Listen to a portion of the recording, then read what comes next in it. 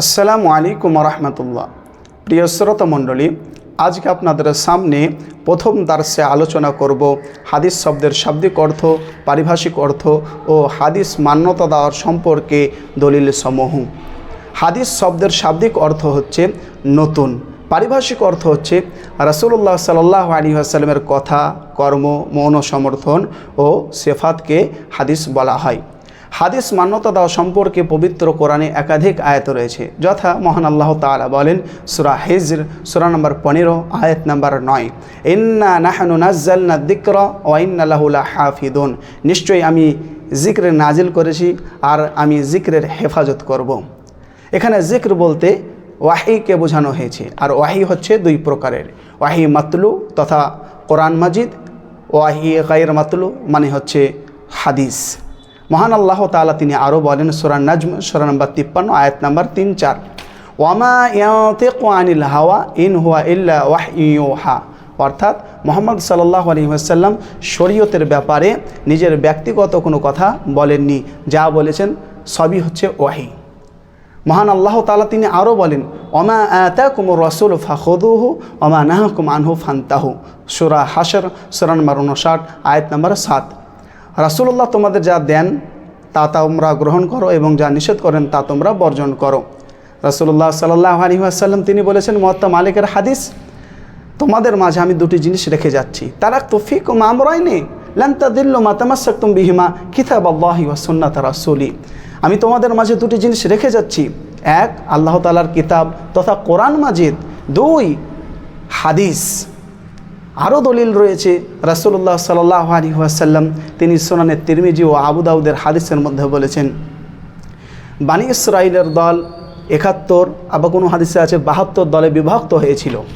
ওয়াতাফতারিকু উম্মতি, আমার উম্মত তো বিভক্ত হবে আলা সালাসিন ওয়া সাবঈনা মিল্লাহ, 73 দলে, সকলেই জাহান্নামে যাবে ইল্লা মিল্লাতান ওয়াহিদা, একটি দল ব্যতীত।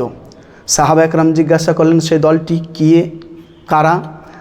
রাসূলুল্লাহ তিনি বললেন মা আনা আলাইহি ওয়া আসহাবি, আমি এবং সাহাবা একরাম যেই ওহির ওপরে টিকে আছি ওই ওহির ওপরে যারা টিকে থাকবে। আর ওয়াহি হচ্ছে দুই প্রকারের, ওয়াহি মাতলু আর ওয়াহি গায়র মাতলু। ওহির ওপরে ওহির বিধান যারা মেনে চলবে তারাই হবে জান্নাতি, আর বাকি সব জাহান্নামী।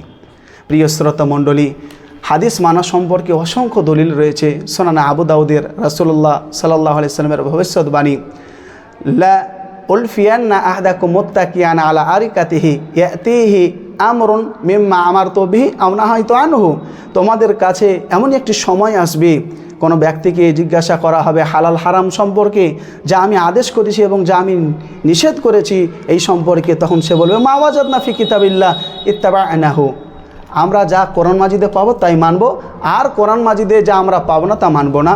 তথা আহলে কোরআনের আবির্ভাব ঘটবে। রাসূলুল্লাহ তিনি এর ভবিষ্যৎবাণী করে দিয়েছেন যে শুধু কোরআন মানবে, এক সময় হাদিসকে অস্বীকার করবে, আর আহলে কোরআনের আবির্ভাব ঘটে গিয়েছে। অতএব হাদিস মানতেই হবে, আমরা হাদিস মানতে বাধ্য। রাসূলুল্লাহ তিনি বলেছেন আহলে কোরআন তারা হাদিসকে অস্বীকার করবে, অথচ রাসূলুল্লাহ তিনি নিজে বলেছেন ইন্নামা উতীতুল কোরআন ওয়া মিথলা মাআহু, আমাকে কোরআন যেমন ওহির মাধ্যমে দেওয়া হয়েছে হাদিসও ওহির মাধ্যমে দেওয়া হয়েছে। ইন্না জিবরিল কানা ইয়ানজিলু আলা নবিয়্যি বিসুন্নাহ কামা ইয়ানজিলু আলাইহি বিল কোরআন, জিবরিল আমিন তিনি হাদিস যেইভাবে রাসূলুল্লাহর ওপরে নাজিল করেছেন কোরআনও ওইভাবেই নাজিল করেছেন। প্রিয় শ্রোতা মণ্ডলী, হাদিস মান্যতা দেওয়া সম্পর্কে কোরআনের আয়াত আল্লাহ তাআলা বলছেন ওয়া আনজালনা ইলাইকা যিকরা লিতুবাইয়িনা লিন-নাসি মা নুযিলা ইলাইহিম, আমি আপনার কাছে জিক্র নাজিল করেছি যাতে করে আপনি একেবারে মানুষের কাছে স্পষ্টভাবে বর্ণনা করে দিতে পারেন কোরআনের আয়াতসমূহ। প্রিয় শ্রোতা মণ্ডলী, এখানে জিক্র বলতে হাদিসকে বোঝানো হয়েছে। আর হাদিস পবিত্র কোরআনের একাধিক, আপনি হাদিস যদি না মানেন কোরআন মাজিদের একাধিক জিনিস আপনি একেবারে মানতে পারবেন না। যেমন কোরআন মাজিদে নামাজের কথা বলা রয়েছে, আপনি যদি কোরআন দেখেন তো কোরআন মাজিদে কোনো জায়গাতে স্পষ্টভাবে নামাজের পদ্ধতি বলা হয়নি, আর এই পদ্ধতি জানতে গেলে হাদিসের প্রয়োজন। হজের কথা বলা রয়েছে, হজের পদ্ধতি কিন্তু কোরআন মাজিদে কোনো জায়গায় পরিষ্কারভাবে আল্লাহ তাআলা বলেননি। আর এই হজ সম্পর্কে, হজের পদ্ধতি সম্পর্কে জানতে গেলে হাদিসে যেতে হবে। অনুরূপভাবে জাকাত সম্পর্কে জানতে গেলে হাদিসের কাছে যেতে হবে। অনুরূপভাবে আরও অন্যান্য মাসলা মাসাইল জানতে গেলে 5 ওয়াক্ত যে নামাজ, এই 5 ওয়াক্ত নামাজ পবিত্র কোরআনে কোনো আয়াতে নেই, এগুলো জানতে গেলে হাদিসের প্রয়োজন। অতএব কোরআন এবং হাদিস উভয়ই হচ্ছে, কোরআন এবং হাদিস এই দুটিই হচ্ছে আল্লাহ তাআলার বিধান, ওয়াহি। একটি হচ্ছে মাতলু, আরেকটি হচ্ছে গায়রে মাতলু।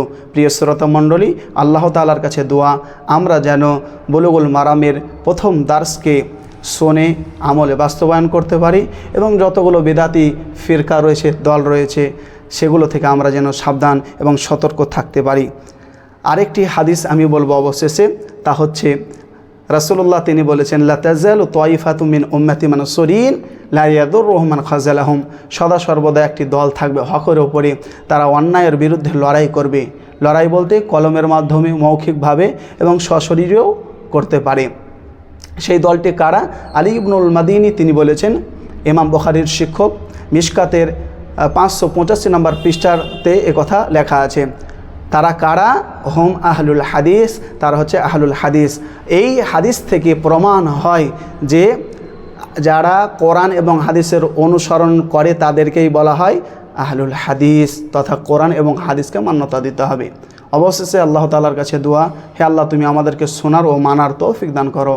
আমিন। আসসালামু আলাইকুম ওয়া রাহমাতুল্লাহ।